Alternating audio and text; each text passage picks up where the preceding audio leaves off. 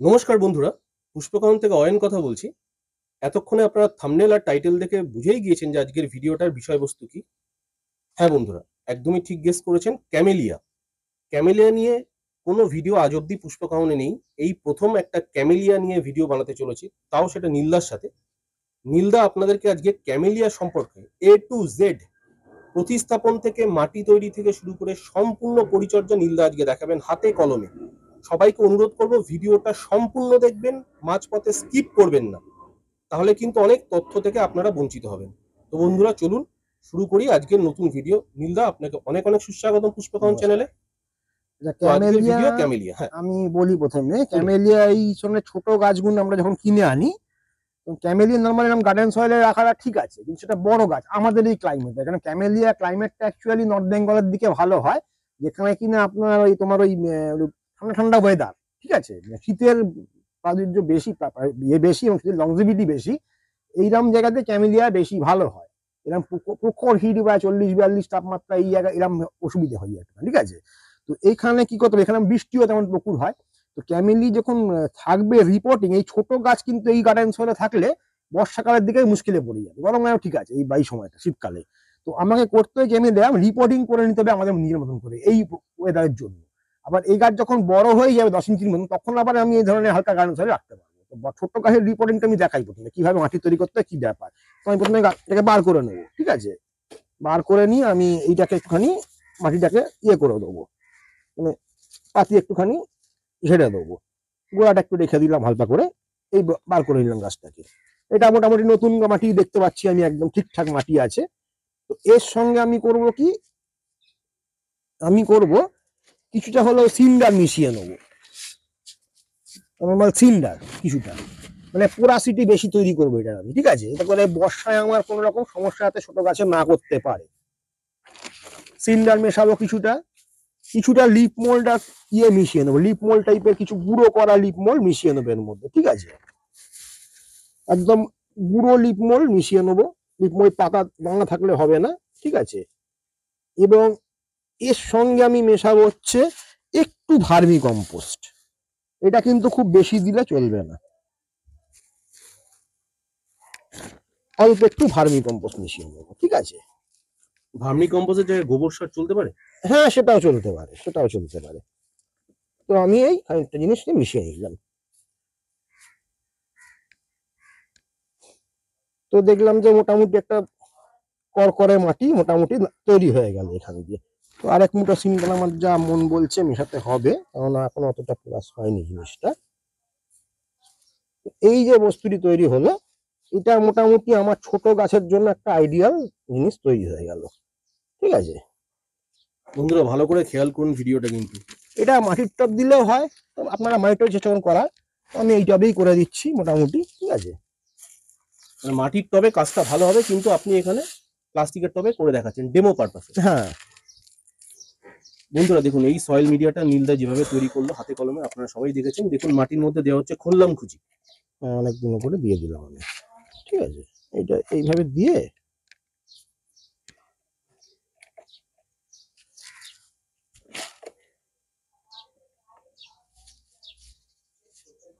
একটু লেয়ার করে দেবো আমি। এই মাটিটা একটু ফাঁকা মাটি আমি সাইড রেখেছিলাম, মানে ওইখানটা বেশি, আমি এদিকটা বেশি মেশাইনি, আচ্ছা আচ্ছা। ওটা একটু মিশিয়ে লেয়ার করে নিলাম অল্প করে, আমি কায়দা করতে একটুখানি এটা, ঠিক আছে। এবার এই রুট বেশি ঝাড়ার দরকার নেই, ঠিক আছে, মোটামুটি একটা জায়গা করে নিতে হবে রুটটাকে।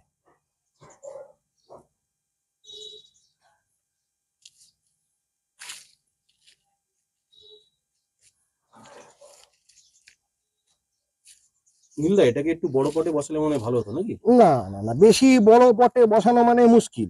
আচ্ছা এটা আবার একটা সিজন পরে গিয়ে উঠবে 8-এ, তার একটা সিজন পরে বসে 10-এ। ওই আচ্ছা। বেশি বড় আগে থাকতে 8 ফাটে দিলে, এইটুকুন গাছ 8-এ দিয়ে দিলে এখন ঠিক হয়ে যাবে, যেই বর্ষা পড়বে না একদম 12টা বাজিয়ে দেবে। বেশি বড় পটে কোনো গাছ দেওয়া উচিত না। এই 6 ইঞ্চি পর 5 ইঞ্চি ঠিক আছে, এর জন্য একদম ঠিক আছে, আইডিয়াল। আচ্ছা আচ্ছা। এটা এর পরের সিজনে 8-এ উঠবে, তারপর উঠবে 10-এ, ঠিক আছে। স্টেপ বাই স্টেপ যেতে হবে। বেশি বড় পট মানে এই জবা গাছ ফবা গাছ মরে যায় এই কারণে, বেশি বড় টবে দেওয়ার জন্য, ঠিক আছে।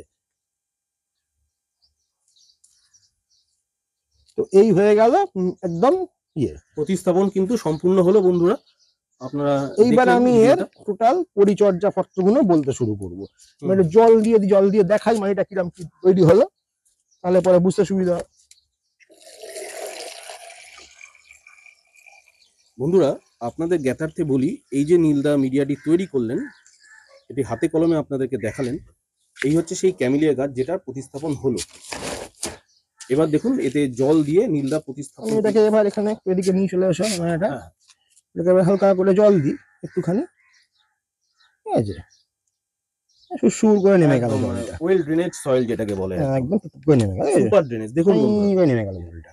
কত সুন্দর কিন্তু আবার drainage। মাটিতে বেশ ভালো ময়েশ্চার হোল্ডিং, মানে ওয়াটার হোল্ডিং করছে, কিন্তু একদম। ওয়াটার লগ করছে না। ওয়াটার হোল্ডিং আর ওয়াটার লগিং দুটো আলাদা ফারাক আছে, হ্যাঁ। হুম হুম তো ওয়াটার লগিং হয়ে গেলে বিপদ হয়ে যাবে, কিন্তু ওয়াটার একটু হালকা ময়েশ্চার হোল্ডিং করা হুম হুম, সেটা কিন্তু খুব যুক্তিসম্মত ব্যাপার। একদম। আস্তে আস্তে শুশুকা নেমে যাবে জলটা, ঠিক আছে। তো এই ধরনের মাটিতে আমাকে জিনিসটা করতে হবে। এইবার গেল হচ্ছে এই গল্প।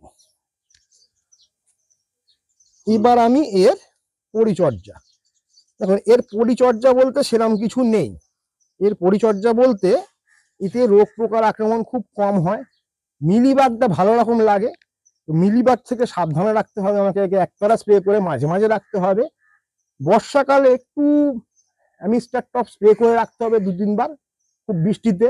আর এই গাছ হার্ডি গাছ প্রচন্ড, মাঝারি সামলেট রাখতে হবে। মাঝারি সামলেট পড়া রোদ্দুরে না, বেলা 12টা অব্দি রোদ পড়ে ওই জায়গায় রেখে দেওয়া, রেখে খাবার দাবার রিকোয়ারমেন্ট খুব কম, যদি বেশি খাবার পড়েছে তো গেছে, ঠিক আছে। 2 মাসে একবার একটু অর্গানিক ফিড দিতে হয়, মিক্সচার টাইপের কিছু ফিড। আর যদি না হয় 1 মাসে একবার একটু chemical feeding, normally balance NPK অথবা 12-61-0 একবার যে কোনো একটা দিলেই হয়ে গেল। মানে মোদ্দা কথা হচ্ছে এর যে সয়েলে যে এই অর্গানিক কম্পোনেন্ট আছে ওটা ওর পক্ষে যথেষ্ট আগামী 5 মাসের 4-5 মাসের জন্য, ঠিক আছে। তো একে আর বেশি কিছু নানাঘাটা করতে হয় না। এবার এক্সট্রা চাষ করার জন্য আমি কি করতে হবে, একটা মিক্সচারটাকে আমি বলে দেবো না, কমন একটা মিক্সচার সবাই যারা জানে, মানে অর্গানিক, মানে ওই বনডাস্ট, হালকা করে নেবা বাদাম খোল। এতে সর্ষের খোলটা অ্যাভয়েড করতে হয়, সর্ষের খোলটা তো দেওয়া উচিত না, ঠিক আছে। ঝাঁঝালো কোনো জিনিস দেওয়া উচিত না। বাদাম খোল একটুখানি, একটুখানি বনডাস্ট, একটু নিম খোল, একটু হুপ্যান হন দিয়ে একটা কিছু মিশিয়ে নিতে হয়, নিয়ে একটু অল্প করে দিয়ে দাও। 1 মাস মাসে একবার করে একটুখানি করে, আর 1.5 মাস একবার করে, অতি কাফি। মানে এতে কিছু যদি মানে হেলা ছাড়া রাখতে হবে গাছটাকে, মানে এতে বেশি খাতির যত্ন করলে কিন্তু মুশকিলে পড়ে যেতে হবে। আর মেন হচ্ছে ক্লাইমেট, এর ক্লাইমেটটা খুব ভাইটাল জিনিস, কারণ তোমাকে রাখতে হবে কড়া রোদ্দুরেও না, আবার রোদ্দুর না পাইলাম না, 12টা অব্দি সানলাইট পড়ছে ওই জায়গায় রেখে দাও, একে চুপচাপ রেখে দাও। জল দাও, ভালো রকমের জল রিকোয়ারমেন্ট থাকে, জল দাও এর মধ্যে, ঠিক আছে, ব্যাস আর কিছুই করতে হয় না। আর ফাঙ্গিসাইড একবার বর্ষাকালে 2-1 বার দিয়ে দাও। আর রোগ বালের খুব বেশি ইয়ে নেই, এর ঝামেলাপত্র নেই, কোনো অসুবিধা হয় না। একতারা মাঝে মাঝে তুমি মাসে একবার একতারা ইউজ করে থাকতে পারো, বা অন্য কোনো ইমিউনিটি থাকলে পরে যখন অন্য কাছে একটা দিতে পারো, ব্যাস। এরপরে এর আর বেশি কিছু রিকোয়ারমেন্ট থাকবে না। এইবার দিকে আস্তে আস্তে পাতা মারতে শুরু করে দেবে। এই পাতা মেরে যখন একটু বড় হলে পরে কুঁড়ি আসবে যখন না, তখনই আর ক্যালমাটা শুরু। কুঁড়ি আসার পরে কিন্তু কি গাছকে হিট পেলে চলবে না একদম। কুঁড়ি আসার পরে গাছ কিন্তু একদম একটু ঠান্ডা জায়গায় রাখতে হবে, ঠিক আছে। আর রাতের ইয়েটা মানে রাত্রের যে সময় ওকে কিন্তু ভালো রকম শিশির খাওয়াতে হবে। মানে এমন জায়গায় রাখলে শেড টাইপের জায়গা হয়ে গেল, সেটা রাতে হিম পড়ছে না, তাহলে পরে মুশকিল হয়ে যাবে। একে হাতের হিম খাওয়াতে হবে, ওপেন এয়ার রাখতে হবে, কিন্তু ঠান্ডা জায়গা রাখতে হবে, সেই তখনই কিন্তু কুঁড়ি ম্যাচিওর করবে। আদারওয়াইজ দেবে কি, কুঁড়ি আসার সময় বেশি ফিডিং দিলে, খাবার দিলে বা হিট পড়লো, কুঁড়ির মাথাটা কালো কালো হয়ে গিয়ে কুট করে কুঁড়িটা ওখানে আটকে থাকবে, কালো হয়ে থাকবে, জীবন্ত অসুবিধা হয়ে যাবে, কুঁড়িটা ফুটবেও না, খুলবেও না, শুকিয়ে কাঠ হয়ে বসে থাকবে, ঠিক আছে। নীলদা একটু কথা কেটে বলছি, সেটা হ্যাঁ। হচ্ছে আপনি যে বললেন যে কুড়ির যে অগ্রভাগটা কালো মতো অথবা বাদামি বর্ণের হয়ে যায়, যেটা ক্যামেলিয়ার একটা বড় রোগ। ক্যামেলিয়া যারা গ্রো করে তারা প্রায়শই এই একই কথা বলেন যে ক্যামেলিয়া ফুলের যখন কুঁড়ি আসে, প্রচুর কুঁড়ি হয়, কিন্তু সেই কুঁড়িগুলো পরিস্ফুটিত হয় না, প্রস্ফুটিত হয় না পূর্ণাঙ্গ রূপে। তার আগেই ওপরে একটা কালো কালো ব্রাউন স্পট পড়ে যায়। ওটা কি হয়, সুপুরি মতন আটকে থাকবে। একদম একদম। এই ক্ষেত্রে একটু যদি কিছু বলেন। এইটা হচ্ছে ওভার হিটিং, ওভার ফিডিং, আর তোমার শিশির না পড়া। গাছে শিশির পড়তে হবে শীতকালে, ঠিক আছে, শীতকালে শিশির পড়তে হবে গাছে। তার সঙ্গে এই শীতকালে এরকম উত্তাল ফিডিং কিছু দিলে চলবে না, কুড়ি আসার পরে ফিডিং বেশি কিছু দিলে চলবে না। সিম্পল একটা অর্গানিক কিছু দিয়ে দাও, ওই সময় কোনো খোল জাতীয় খাবার দিও না, একটা 20-20 মেরে ছেড়ে দাও, বা 52 একটা দিয়ে ছেড়ে দাও, ঠিক আছে। আর কিচ্ছু দিতে হবে না, ঠান্ডা জায়গায় রাখো, ব্যাস। আর এই গরমের সময়? গরমের সময় তোমাকে ফিড করা একটুখানি বললে অর্গানিক ফিডটা মারো মাসে একবার করে, ঠিক আছে। আর বর্ষায় সেটা চেপে দাও, বর্ষায় কোনো খাবার দিও না, বৃষ্টি শুরু হয়ে পরে চুপচাপ রেখে দাও। বর্ষায় মাইনেট করে ফার্নিচার দিয়ে দাও, ওই এমস্ট্রাক্টর দিয়ে দাও, 15 দিন 20 দিন বাদে একটা করে। আর এই গরমে স্থান নির্বাচনটা একটু বলে দিন নীলদা। 12টা অব্দি রোদ্দুর পড়বে, বেলা 12টা। এখন তো 12টা সময় তো খুব কড়া রোদ। এই যে এখন আমরা যে নেবে মার্চ 12টা মাসে রোদ্দুর নিয়ে নেবে, 12টা দিন নিয়ে নেবে। তারপরে আস্তে আস্তে ওটাকে সেরে রাখতে হবে। না এমন জায়গায় রাখো নড়াচড়া করে, মানে এখানে রাখলাম 12টা ওখানে সরে গেলাম, দৌড়ঝাঁপ করলে হবে না কিন্তু। আচ্ছা, এই মুভমেন্ট পছন্দ করে না একেবারেই না, কোনো গাছই সেটা করে না। গাছ একটা ইয়ে জিনিস, মানে তুমি যখন ঘুমোচ্ছ তোমাকে একবার গিয়ে তুলে নিয়ে গিয়ে ওখানে রাখলাম একবার, আবার ওখান থেকে তুলে নিয়ে গিয়ে গরমে রাখলাম একবার, এরকম করলে তোমার কি থাকবে? তুমি কোনোদিন থাকবে না, বিরক্তি বোধ করবে, 2 দিন পরে গালাগাল দেবে। এটাও সেই জিনিস, গালাগাল দিতে পারবে না, চুপটি করে বসে থাকবে। ঠিক আছে, তো তখন ব্যাপারটা হচ্ছে এখানে রাখতে হবে এমন ভাবে জায়গা যেটা করতে তোমার হয়, ধরো আমি এটা এরকম জায়গায় এখানে রাখলাম, এটাকে এখানে দিনের বেলা রোদ্দুর পড়ছে, এখন আবার হালকা ঢিমে তালে রোদ্দুর এসে গেল, আবার একটু পরে এই ছায়াটা চলে আসবে, তাহলে এখানে আমার আরামসে থাকবে যে নতুন গাছ আমি এখানে রাখছি। ঠিক আছে, সকালে রোদ্দুর আছে, দুপুরে বেলায় ছায়া পড়ে যাচ্ছে, অন্য গায়ে ছায়া পড়ে যাচ্ছে, ঢিমে তালে হয়ে গেল। তো এইরকম জায়গায় রাখতে হবে, বুদ্ধি করে রাখতে হবে, যেটা তোমার অন্য গাছের মধ্যে ছাদে শেড নেই, রোদ্দুর নেই, সব ঠিক আছে, কোনো অসুবিধা নেই, কিন্তু তোমার রাখতে হবে বুদ্ধি করে, যাতে করে এমন জায়গায় রাখবো দুপুর বেলার পর থেকে রোদ্দুর হালকা হয়ে গেল, রোদ্দুরটা ছায়া পড়ে আছে, অন্য কিছুর চিলে করার ছায়া পড়ছে, ওই ভাবে রাখতে হবে। ঠিক আছে, ঠিক কথা। বৃষ্টি পড়বে এর মধ্যে, অসুবিধা হবে না কিছু। নীলদা, এই গাছের তো রোগ বালাই সেরকম কোনো ব্যাপার নেই, যেটা আপনি বললেন মিলিবাগ লাগে, মিলিবাগটা আসে, মিলিবাগের জন্য একতারা জাতীয় যে কোনো হ্যাঁ ওটা লাগবে, একটাই মিলিবাগের জন্য। আর বর্ষা একটা এমস্ট্রাক্টর 2-1 মিনিট রেখে দিতে পারো, ব্যাস। এতে আর অন্যান্য গাছে যখন ওষুধ দিচ্ছে একবার দিয়ে দিলে, ঠিক আছে, এটা এবার বাদ কিছু দুয়ের বেশি লাগে না, কেন এর পাতাগুলো খুব শক্ত পাতা হয়, মাকড়ের মাঝে মাঝে উৎপাত হতে পারে এর পাতার মধ্যে। ঠিক আছে, তখনই ওবেরন ফোবেরনটা চালিয়ে দেওয়া, বা টাকা দিয়ে কোনো লাভ নেই, ওবেরন একটা চালিয়ে দেওয়া মাঝে মাঝে, এতে খুব একটা বেশি ওষুধ লাগে না, মানে লাগে না। পাতা উপরের পাতা এত হার্ড, এতে ফিসফিসে কমই হয় প্রচন্ড ভাবে। সেটাই। আর নীলদা আরেকটা কথা, প্রায়শই শোনা যায় যে ক্যামেলিয়া যে পিএইচ, যে সয়েল পিএইচটা ক্যামিলিয়াটি লো পিএইচ এর গাছ। ঠিক আছে, এটা খুব ভালো প্রশ্ন করেছো, ক্যামিলিয়াটি লো পিএইচ এর গাছ, মানে এখানে কি হবে ব্যাপারটা, আমি ওই যে ভার্মি কম্পোস্ট খানিকটা দিলাম, ওটা কিন্তু পিএইচ ডাউন করার জন্য দিয়ে দিলাম। ঠিক আছে, ভার্মি কম্পোস্ট মাঝে মাঝে তুমি অ্যাপ্লাই করতে পারো, তাহলে কিন্তু আমি এই পরিস্থিতি একবার দিয়ে দিয়েছি, আমি বর্ষাকালে আর দেবো না, বর্ষাকালে বৃষ্টি তো অটোমেটিক বৃষ্টি হলে পিএইচ থাকবে। এইবার যখনই তুমি রিপোর্ট মারবে না, তখনই ভার্মি অ্যাপ্লাই করবে কিছুটা। ঠিক আছে, ভার্মি অ্যাপ্লাই করলে পিএইচ লো থাকবে। আলাদা করে তুমি এই মানে কোনো অ্যাসিড জল মনে সব দিতে না জানো, যখনই তোমাদের গাছের পাতা একটু ফ্যাকসা হয়ে যাচ্ছে, সবুজ ভাব কমে যাচ্ছে, তখনই তুমি ভার্মি অ্যাপ্লাই করে দিও। ঠিক আছে, সঙ্গে একটু নিম খোল অ্যাপ্লাই করে দিও, অটোমেটিক্যালি যাও। ঠিক আছে, লো পিএইচ এর গাছ। আরেকটা কথা, সেটা হচ্ছে গিয়ে এই গাছের রিপোর্টিং টাইমটা একটু বলে দিন, মানে রিপোর্টিং টাইম, ধরুন আপনি আজকে এখানে যে প্রতিস্থাপনটা করলেন, এর পরবর্তী রিপোর্টিং এর টাইমটা মোটামুটি শীতের শেষে। আচ্ছা, মানে মোটামুটি যারা ক্যামেলিয়া ফাল্গুন মাসে রিপোর্টিং করে তারা, ফাল্গুনটাই বলতে বাংলা মাসে আমার হিসেবে ধরুন মার্চ ওই ফেব্রুয়ারি, এন্ড অফ ফেব্রুয়ারি, মার্চ, বা ফুল ফুটে গেলে, তখন মার্চে ফুল ফুটে গেলে তারপরে। আচ্ছা, ব্লুমিং শেষ হলেই রিপোর্টিং করে দিতে হবে। আচ্ছা, ঠিক আছে। আর এই গাছের জন্য যারা নতুন গ্রোয়ার, তাদেরকে এই গাছ করা উচিত? নতুন গ্রোয়ারদের করা তো অবশ্যই উচিত, এই গাছ খুব ইজি গাছ, মানে গাছের কোনো পরিচর্যা বা সেরকম কিছু নেই, শুধু গাছটাকে একটু প্রথম অবস্থায় একটু পোড়াশ সয়েল রাখতে হয়। এবার যখন গাছ বড় হয়ে গেল, তখন তুমি যখন গার্ডেন সয়েলে রাখো, কিচ্ছু হবে না। ঠিক আছে, যত গাছ হাইট নিয়ে নিলে, বড় হয়ে গেলে 10 ইঞ্চের মধ্যে হাইট নিয়ে নিলে, এমনি গার্ডেন সয়েলে রাখো, কিচ্ছু হবে না। খাবার দাবার রিকমেন্ড একদম কম আছে, শুধু ফুল ফোটার সময় ওই ক্লাইমেট মেনটেন করো, আর ওই ইয়ে করো, তাহলেই হবে, এতে কোনো অসুবিধা হয় না। অ্যাজিলিয়ার মতন সেই মরে গেল, টাইব্যাগ লেগে যাচ্ছে, রড লেগে যাচ্ছে, সব কিছু হয় না এর মধ্যে।